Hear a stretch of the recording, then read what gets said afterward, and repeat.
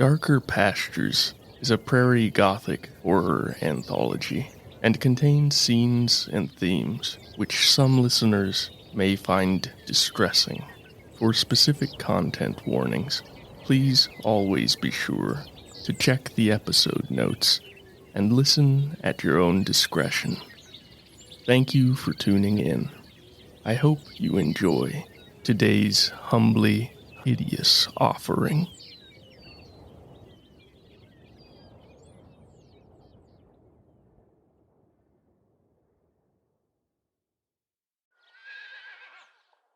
Episode 51.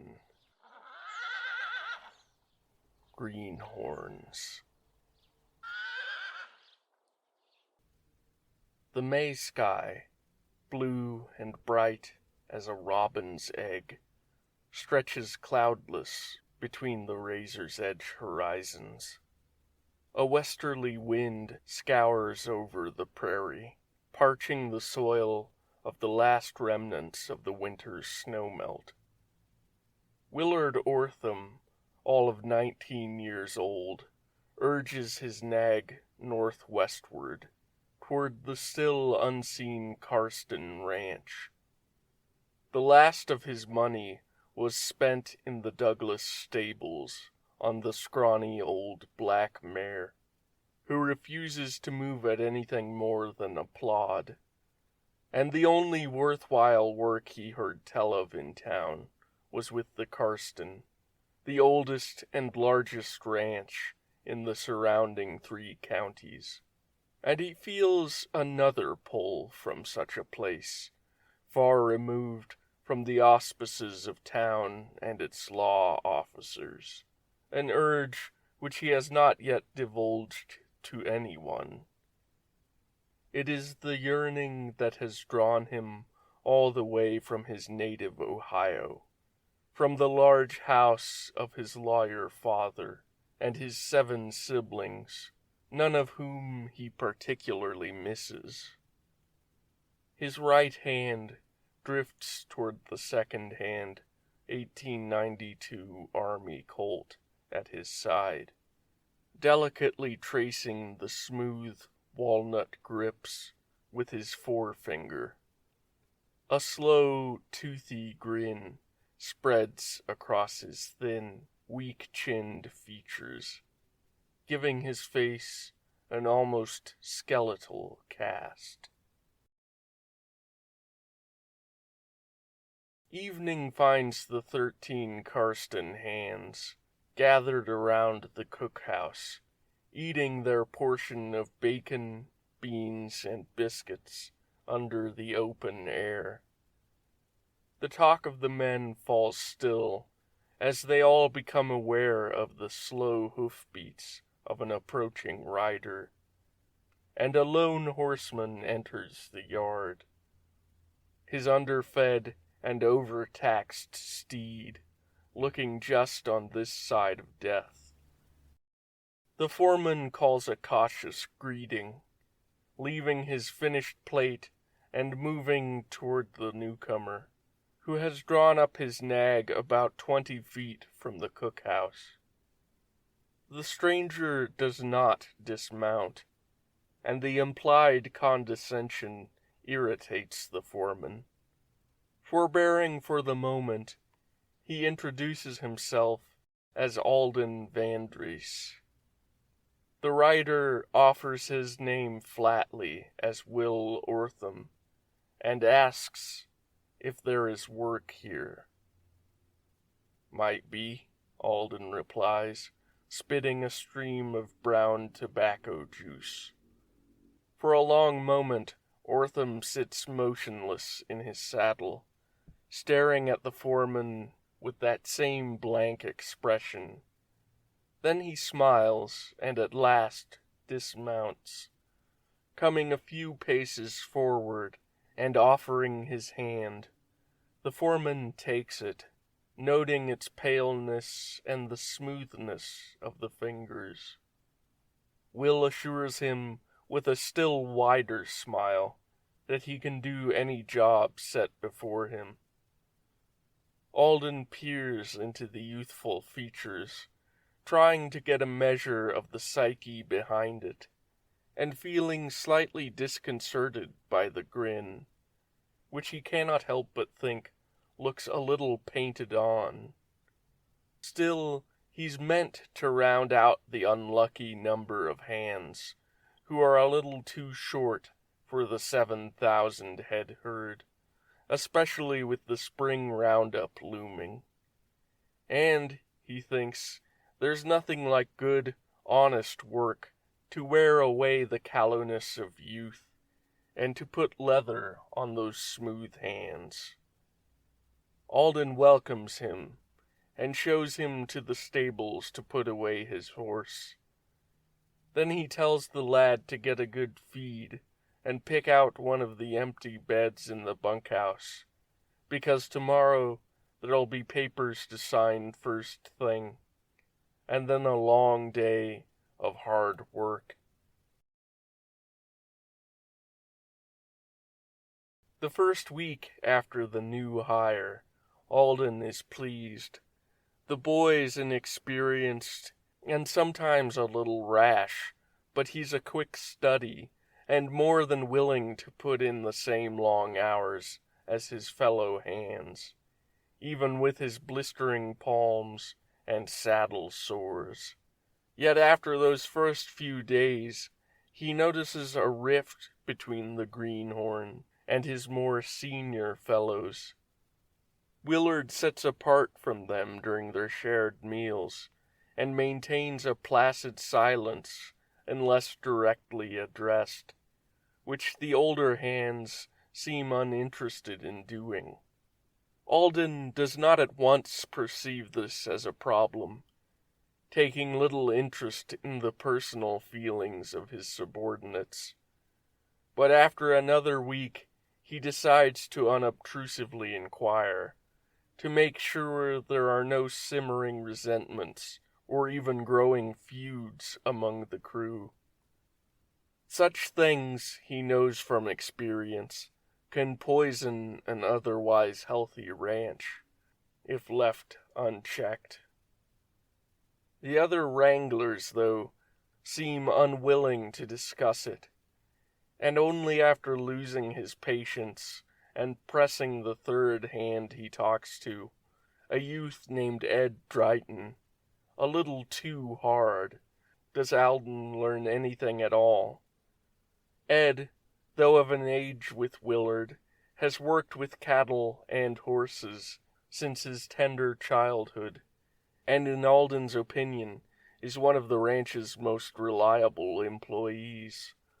Still, Alden cannot help but feel that the kid's vague mumblings about Will Ortham's wrongness are a little skittish, an unworthy trait in a cowhand. Then comes the day that he and the Ortham boy are riding alone toward the north fence line to return an errant 150-some head to the main herd. The cattle prove compliant enough, making it an easy 2 hours' work between two capable horsemen, and on the return ride, Alden tries to make conversation with Will. The boy offers only laconic responses, until the foreman once makes passing reference to the trouble at nearby Lightning Creek the previous Halloween. The boy's eyes alight at this, and he asks if Alden took part in the fighting himself. A little unsettled by the boy's apparent eagerness, Alden clarifies that he wasn't part of the posse, and would have wanted no part of it. The first of the 5 Oglala Sioux killed that day, he explains, was an 11-year-old boy, shot from behind as he ran for safety. Ortham stares at him uncomprehendingly, and finally shrugs. Then, slowly and so softly that Alden is not sure he's meant to hear the words, Ortham murmurs that he would love to have been there, as he delicately, almost sensuously, caresses the revolver grip at his side. They do not speak again the rest of the ride back to the ranch headquarters. Over the following few days, Alden notes that the tension between Will and the other hands seems to be growing still more dire, very nearly coming to blows one night over dinner. And his worry is only deepened by an overheard conversation between two of the oldest hands, a pair of Texans, about the boy's strange prayers at night, for the Lord to send him a man before the West is fully tamed. That night, Alden prays himself, for the first time in 20 years, for the Lord to send him a man as well, one to replace the strange, seemingly bloodthirsty youth as soon as possible. And for once, his prayer is answered, for the very next morning, a second newcomer rides in. Tall he is, and very pale, with mousy gray hair falling to his shoulders, and almost colorless gray eyes.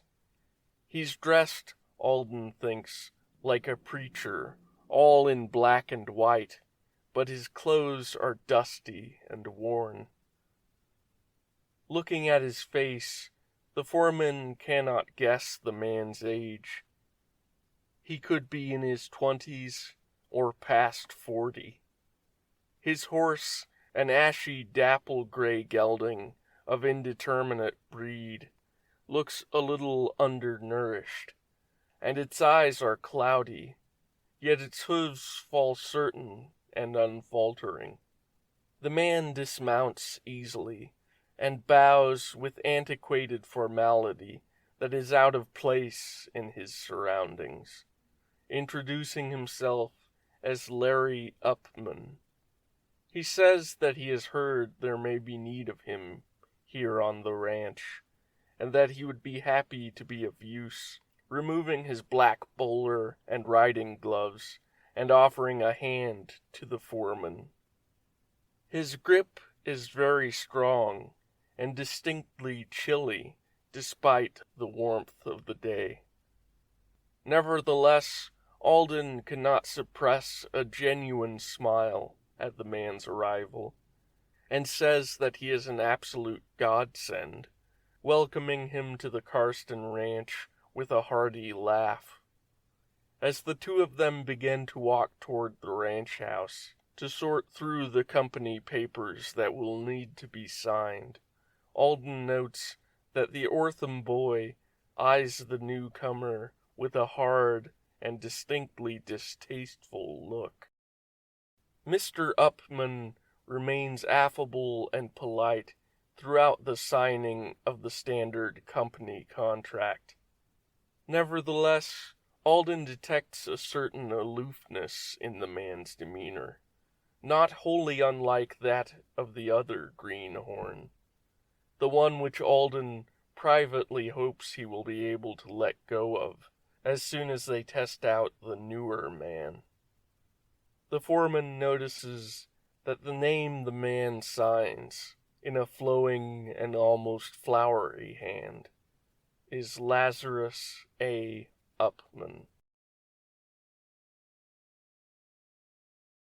Willard Ortham seems to have decided that his prayers too were answered, and he spares no time in beginning a campaign of verbal antagonism against Larry. Larry, for his part, ignores the boy entirely, which only seems to incense the teenager more.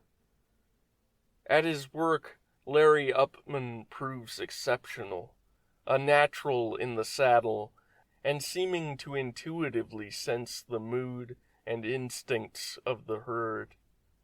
This, too, feeds the young man's cold hatred of him, and more than once the foreman notices Willard's hand drifting toward his revolver, before the lad silently recalculates the likely outcome in the company of the other men and restrains himself.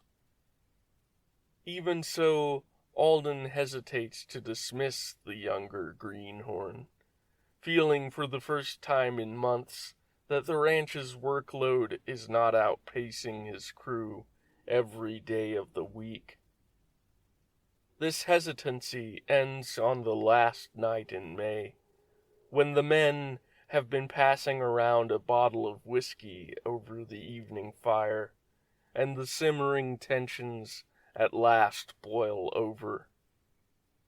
Drunk on only a few drops, Will begins laying into Larry as never before, crassly mocking his manhood and the way he rides his horse.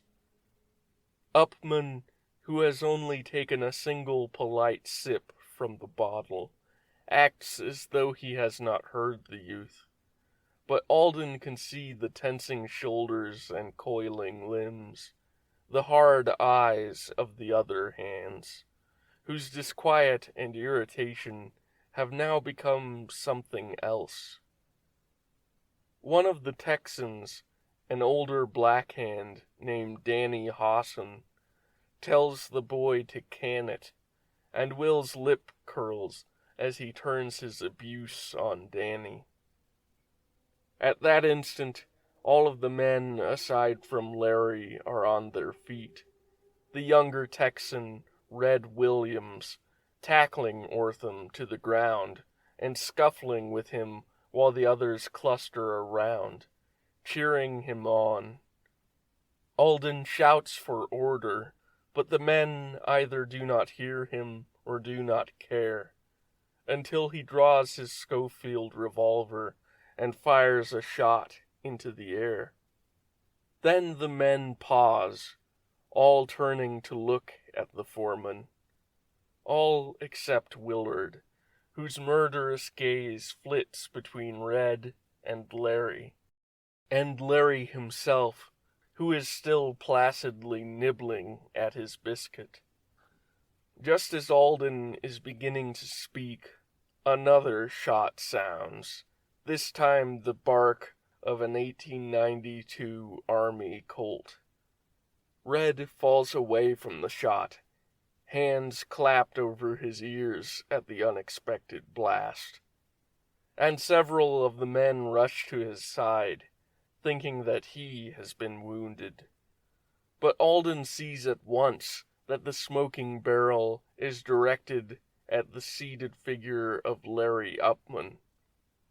Mr. Upman, showing for the first time a visible reaction to the events around him, sits stone still, his eyes gone unnaturally wide. The biscuit falls from his hand, and his hand slumps to rest on his knees. "God damn it!" Alden roars. "Take his gun!" But he has hardly begun to say it before Danny Hawson has knocked the Colt from the boy's hands and delivered it to the foreman. "Boy's crazy as a bedbug, boss," the Texan drawls softly. Alden nods, taking the second revolver, unloading it, and stowing it in his belt. He strides forward to where the men have seized Ortham, and looks down at the youth, feeling a rising disgust at the weaselly face, which no longer attempts to conceal its owner's cruelty. "Get gone, you son of a bitch," the foreman grates between clenched teeth. "I don't want to see you round here ever again."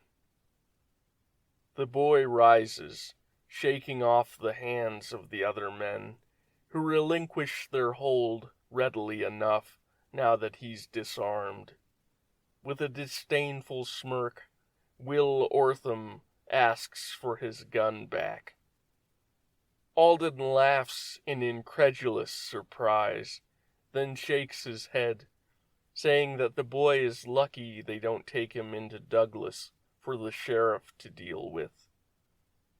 Then he repeats his demand for Ortham to leave, and with a parting sneer the greenhorn walks to the stables for his nag, who has gained healthy flesh after weeks of proper feeding and rest. Two of the hands follow at his flanks, ensuring that Willard doesn't get into further mischief before he leaves. Alden turns then to talk to Upman, who still hasn't moved an inch. A chill runs down the foreman's neck as he thinks that perhaps, even though he still sits upright, the bullet hit home and killed Larry.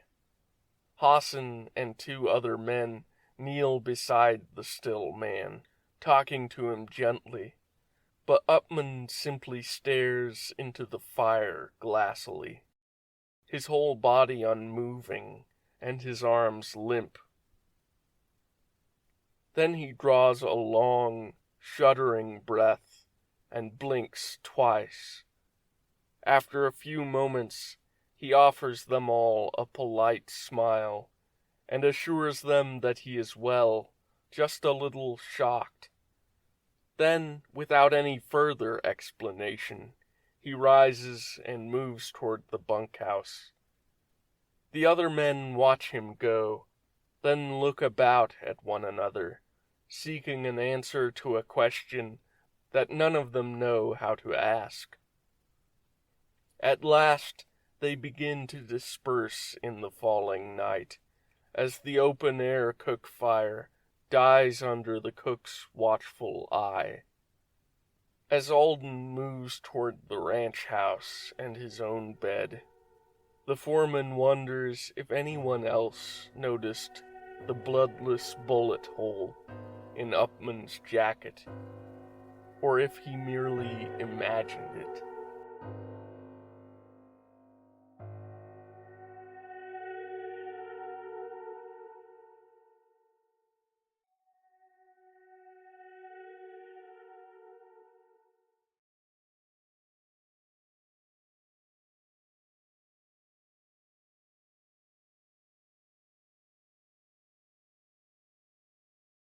A pall of silence falls over the ranch after that, despite the apparent lack of serious consequence, and the hands go about their work with a nervous listlessness. Alden has an unpleasant sense that they're all waiting for something to happen, something none of them can name or define, and yet which they all feel is inevitable. A week passes, and only the weather changes, becoming hotter and drier. The wind is full of dust and horn flies, the day that the Texans ride back to tell Alden of the breach in the southwest fences, with at least a couple hundred head escaped. Swearing, the foreman sends them back with barbed wire, then rides east himself to fetch more hands to help round up the errant cattle. The first man he finds is Larry, who is helping to move the east bunch to higher, greener pastures.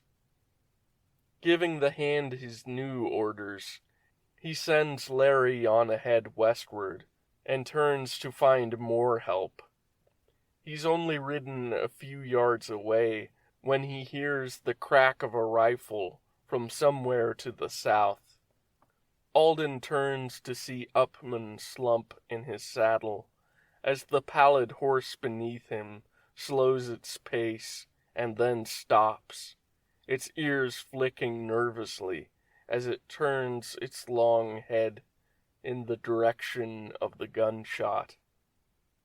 The rider slowly leans to his left, then spills to the earth, motionless. Alden's own Morgan gelding squeals and begins to paw, his tail swishing violently, the animal clearly spooked and on the verge of bolting. It takes Alden several anxious moments of gentle but firm coaxing to calm the bay, before he can even spare a glance in the same direction that the now riderless dapple gray's attention is focused. The slight pale hollow of a dry creek bed lies just shy of 100 yards away, but he can see no one there, no sign of motion. He turns his gelding and nears the downed Upman, softly calling to him without shifting his gaze from the creek bed. Just as he draws near, Upman stands, as unceremoniously and unhurriedly as though rising from his bunk in the morning. Calmly, Upman picks up and dusts off his beaten black bowler and places it back upon his head, then walks to his horse and swings himself up into the saddle. When the foreman recovers from his surprise, he rides to Upman's side and asks him if he's all right. Larry simply nods, and when the foreman begins to outline a plan for getting out of the unseen shooter's range, Larry says simply but certainly that he's already gone. A chilly shudder grips the foreman's neck, and he asks Upman how he can be so sure. The other man turns to him, his voice and expression perfectly flat, as he replies that the gunman thinks he's done what he came here to do. Before Alden can ask if he thinks it's the Ortham kid, Upman is riding away to the southwest to round up the escaped cattle as ordered. The foreman watches him go for a long while. A feeling of breathless suffocation has begun to overwhelm him, one that has nothing to do with the hot and dusty wind. Work on the Karsten ranch has never gone more smoothly, and even the minor disaster with the downed southwest fence is soon corrected. The spring branding comes and goes without major incident, and still Alden is ill at ease. He's not alone in this. The other ranch hands begin to shun Upman just as they did Ortham, though with less open complaint. It seems they do not even want to talk about the pale, tall newcomer, finding his mere existence too unsettling. Though they make no mention of it aloud, Alden wonders if they've begun to notice the same little details that he has. Twice since that day in the east pastures, Upman has ridden back to the ranch headquarters with new holes and small bloodstains in his clothing, without saying a word about anything being amiss. And it's only now that the foreman realizes that he's never seen Larry Upman wear any weapon, not even a good knife. A strange habit among cowpokes, even now that the frontier is all but closed. He thinks about this often in the dark ranch house, when sleep refuses to come and leaves him staring wide-eyed at the shadowed timber ceiling, creaking as it settles with the cool night air. When the time comes to drive the cold heads from Roundup into town, Alden is more than ready to leave the ranch behind him for a few days. He leaves only a sparse few hands behind to tend the ranch during their absence. 3 of the older wranglers, and also Upman. This latter to the drive crew's unspoken but palpable relief. The drive, usually the work of 2 or maybe 3 days, goes easily enough. Not for the first time, Alden takes silent pride in his ability to judge a good wrangler on sight. The Ortham boy, and perhaps Larry Upman, being rare exceptions. Reaching the town of Douglas late in the afternoon of the second day, and driving the cattle into the railhead yards, Alden negotiates the sale terms with a pair of commission agents from the stockyards in Omaha and Chicago, while the hands disperse to their various pleasures in town. After having reached acceptable terms, the foreman walks down the street to the general store to arrange for an order of supplies to the ranch. Mostly dry goods, nails, and barbed wire. But halfway across the street, he pauses, spying a familiar horse hitched outside the nearby saloon. The dark nag that the Ortham kid rode, once more looking malnourished. And scabbarded upon the saddle is a shiny new Winchester 94 repeater. A sudden urge to change course toward the saloon and confront the would-be killer seizes him, but Alden tells himself that the Ortham kid is no longer his problem, and he settles on briefly stopping by the sheriff's office before leaving town to advise the lawman about the boy's wicked tendencies. When he leaves the store, the poor old mare is gone.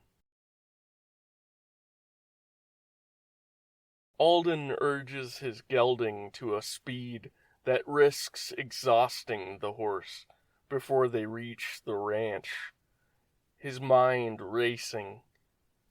The men behind him are silent, sullen that their rare trip to town was cut so unceremoniously short, and even more so that their foreman has given them so little explanation as to why.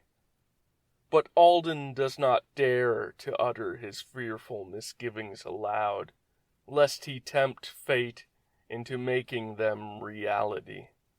The words of the Douglas sheriff seem to echo in his skull, about how he and his deputies had certainly taken notice of the strange Ortham youth, who at first had seemed decent enough, even spending good money at the local businesses. But after several weeks in the hotel and the saloon, not to mention the purchase of his new rifle, it seemed Will Ortham's money had run dry, and he'd taken to sleeping in alleys, or sneaking into the loft of the stables. Some folks around town had even complained of him begging or stealing, and generally making a nuisance of himself. But so far he'd done nothing serious enough to land him in real trouble. Of greatest concern to Alden, though, was what the sheriff had told him the boy had been overheard saying. Drunken promises of vague vengeance, and of finally getting that man that wouldn't stay down. Alden digs his spurs into the gelding's side, feeling his pulse keenly in his wrists and his temples, and an aching strain in his chest.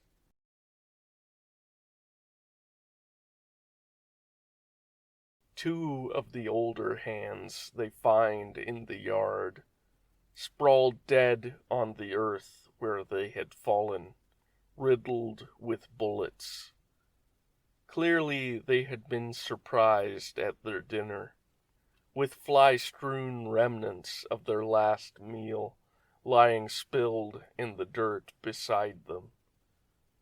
One seemed to have died quickly, but the other appeared to have attempted to crawl a ways, the pale soil caked with his rust-brown blood. The holster on his belt is empty. Danny Hawson lies on his bed in the bunkhouse, having left a thin and blurry hand smear of his own blood on the door. He is gut-shot and feverish, but still living.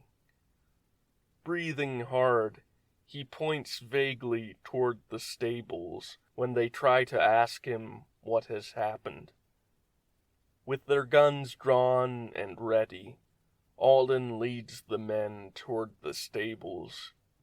The building is eerily silent, and entering, they find that all of the remaining horses housed within have been brutally slaughtered. Standing in the middle of the stable aisle is the black-clothed Lazarus Upman, a trickle of blood trailing down his face from the small bullet wound in his forehead, and his suit peppered with similar destruction. He stares at them calmly, unblinkingly, as they approach. At his feet lies Willard Ortham, an emptied Winchester rifle discarded nearby, and a pistol stolen from one of the dead hands, still clenched in his right palm. The back of his skull has been blown apart by a single well-placed shot, and blood leaks from his ruined mouth. The men stare at this hellish scene, dumbfounded. Before any of them find their voices, Lazarus Upman at last breaks his silence, saying that he's no longer needed here, then turns and slowly walks out of the stables. When the foreman breaks through his reverie of shock, he runs outside after Upman, demanding that he return and make a full account of what has happened in their absence. Lazarus Upman continues to walk westward toward the red sunset, neither answering nor even glancing back. For a mad moment, the foreman considers drawing his own gun and more forcefully repeating his demand. But the thought of what he would do if Upman continues to walk away, or worse yet, if he fires and still Upman walks so unconcernedly, stops him. And so he stands mutely as the pooled blood dries in the dust, and the dusk slowly gives way to darkness. Later, as he gulps down glass after glass of whiskey, his hand shaking over a letter of resignation hastily and clumsily drafted by lantern light, he will think of that awful moment over and over, like a damaged phonograph record repeating the same seconds endlessly. And he will know that, no matter how far behind he leaves the Karsten Cattle Company or its property, and no matter how much liquor he swills, the Ortham boys' senseless killings, and the one man he could not kill, will forever continue to trouble his thoughts. From the stables, The pallid, dappled gray rises from where it lay only a few moments before in a deep pool of its own blood, and leaps out of its stall, racing to catch up with its master.